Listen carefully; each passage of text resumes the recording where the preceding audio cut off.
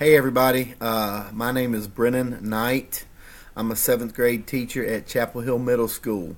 Last year I taught social studies. This upcoming school year I will be going back to teaching language arts. I also coach high school football and baseball at Chapel Hill High School, so I stay pretty busy with that.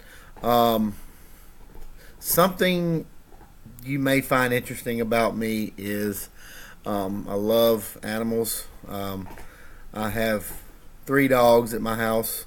All of them have been rescues from the pound, and they're spoiled rotten. In fact, one of them's right here with me. I will introduce you to Buster. This is Buster. Say hey to everybody, Buster. He is, as you can see, he is part pit bull, spoiled rotten. By the plan, of course.